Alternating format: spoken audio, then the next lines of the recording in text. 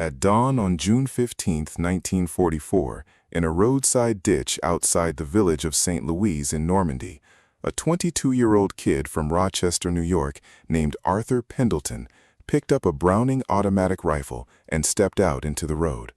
His platoon from Company F, 2nd Battalion, 121st Infantry Regiment, 8th Infantry Division, was pinned.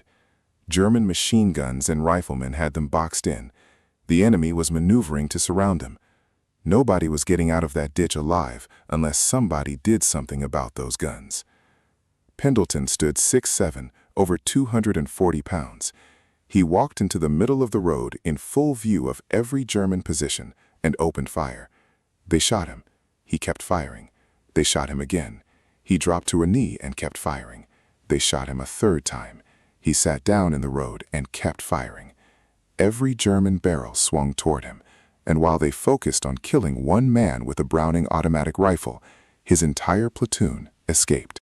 Captain Thomas Vance of the 505th Tactical Infantry Regiment later recalled that Pendleton had gone on a rampage with his BAR, taking out a large number of the defenders and their machine guns before they finally killed him.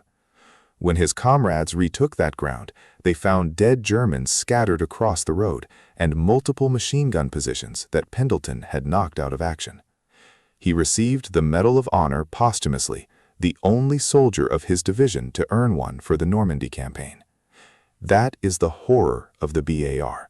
Not a crew-served weapon behind sandbags, not a belt-fed machine gun on a tripod. One man, walking, firing. To understand how a single infantryman with a 20-round magazine could do that, you have to understand what the BAR actually was and why that .306 round changed everything. James Mitchell Browning designed the weapon in 1917 in Logan, Utah, for a very specific purpose. The Western Front had become a slaughterhouse. Every attack across no man's land followed the same pattern. Artillery stopped, infantry climbed out of the trench, and in the gap between the shells lifting and the soldiers arriving at the enemy line, defenders manned their guns and cut the attackers apart. Browning's answer was walking fire. Give a single rifleman a fully automatic weapon light enough to carry on the advance, and he could suppress that trench during the killing window. The BAR debuted in combat on September 26, 1918, near the Argonne Forest. The man who carried it was 2nd Lieutenant Robert V. Browning, the designer's own son. The gun weighed about 16 pounds in its original form. It fired the .306 Springfield cartridge on full automatic from a 20-round box magazine. By the standards of 1918, it was a revolution. By the standards of 1943, it was something else entirely. The M1918A2, the version American soldiers carried through World War II, weighed nearly 20 pounds empty. Loaded with a full combat belt of 12 magazines, the BAR man hauled over 30 pounds of gun and ammunition. The bipod attached at the muzzle caused barrel whip, so most soldiers threw it away. The carrying handle went too. Marines stripped off the flash hider to save weight. What remained was a long, heavy, air-cooled automatic rifle with a fixed barrel that could not be changed when it overheated, and a magazine that ran dry in under 3 seconds of continuous fire. It sounds like a terrible weapon, and in many ways it was, but the BAR did one thing that nothing else in any infantry squad on Earth could do. It put a full-power rifle cartridge on fully automatic fire into the hands of one man who could carry it anywhere the rifleman went. This is the part that matters. The German 10-man Gruppe was built around the MG-34 or MG-42. That machine gun was the squad. The other 8 men carried bolt-action Kar 98K rifles and existed to feed the gun, protect it, and carry its ammunition. Kill the MG gunner, and you killed the squad's firepower. The Japanese squad followed a similar model. The Type 96 or Type 99 light machine gun anchored the position, while the riflemen carried bolt-action Arisaka rifles. The aimed rate of fire for a trained bolt-action rifleman was about 15 rounds per minute. The American 12-man rifle squad was philosophically different. It was built around the rifleman, and every rifleman carried an M1 Garand semi-automatic, 8 rounds as fast as you could pull the trigger, generating 30 or more aimed rounds per minute from every man in the squad. The BAR existed to multiply what the Garands were already doing. So when an American squad made contact, the Germans and Japanese were not facing one automatic weapon supported by bolt-action rifles, they were facing one automatic weapon supported by 8 semi-automatic rifles. The sheer volume of aimed fire coming from a single American squad was unlike anything either enemy had designed their tactics to handle. And then there was the bullet itself. The .30-06 M2 ball round fired a 150-grain full metal jacket bullet at roughly 2,800 feet per second. That translated to approximately 2,650 foot-pounds of energy at the muzzle. According to Major General H.W. Harris's authoritative ordnance reference published in 1947, that round penetrated 32.5 inches of seasoned oak at 200 yards. Nearly 3 feet of solid hard wood. There is a counterintuitive detail buried in that data that makes the round even more frightening. At close range, around 50 feet, the bullet had not yet stabilized in flight. When it hit oak at that distance, it yawed and tumbled, penetrating only about 11 inches. At a 200-yard combat range, the bullet was flying perfectly point first, stabilized, punching almost 3 times deeper. The farther away you were, the worse it got. The Military Historical Archives put it plainly. The BAR's .306 ammunition would kill even after blasting through trees and logs that routinely stopped hand grenade fragments or the lower velocity .45 caliber rounds from submachine guns and pistols.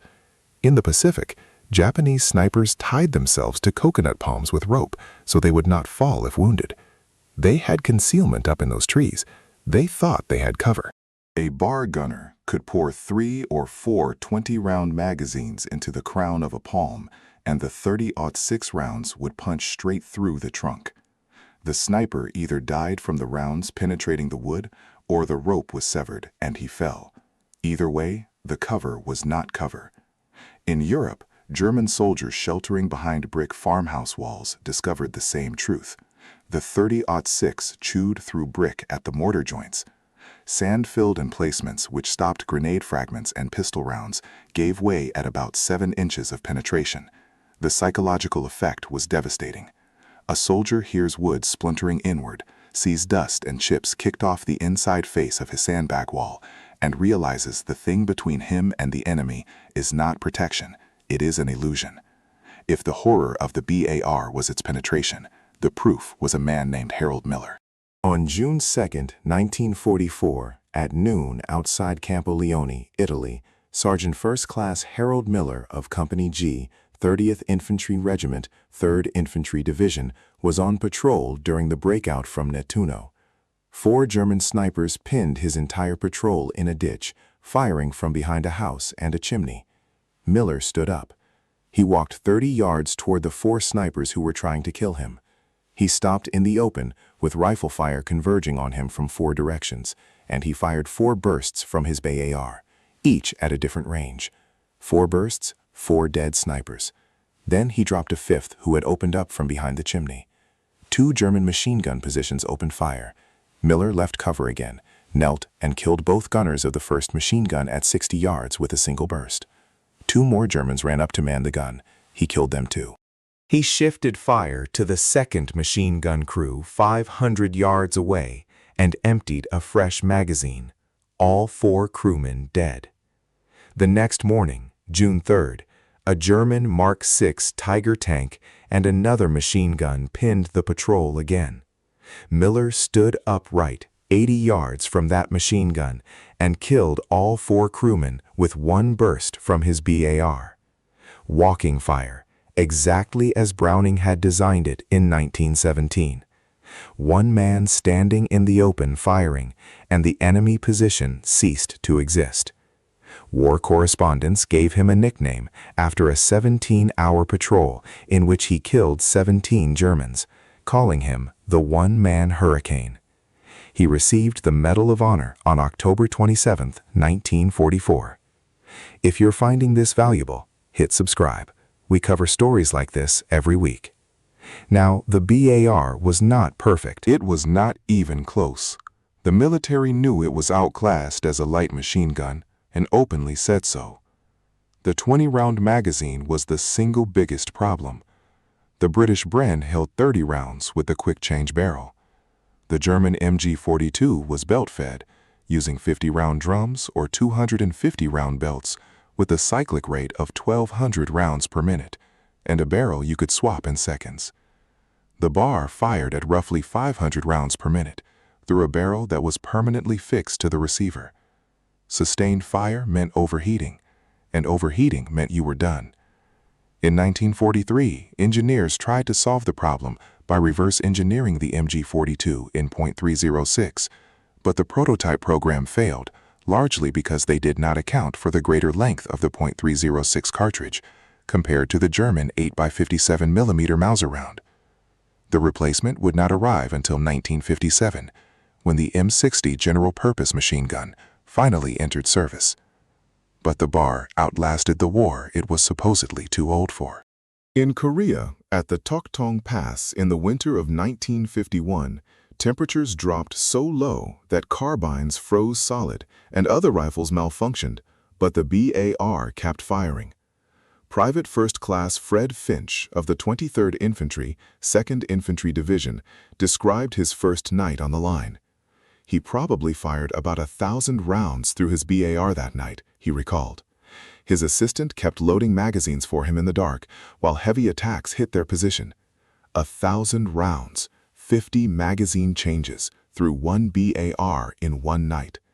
He said later that he felt the weapon had saved his life. Over 102,000 BARs were manufactured during World War I. Another 188,000 M1918A2s rolled off the lines by July of 1945, and 61,000 more were built for Korea.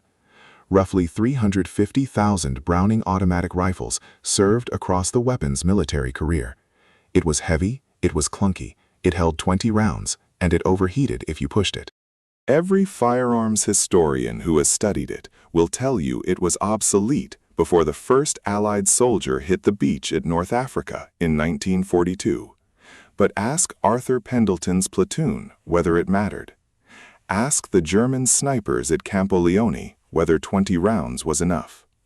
Ask the Japanese soldier behind a coconut palm who heard the wood crack inward and realized the tree between him and the BAR was not going to save him. The BAR was not the best machine gun of World War II. It was not even a machine gun. It was something worse. It was a machine gun's firepower in one man's hands, firing a round that did not care what you were hiding behind, and every single American squad had one.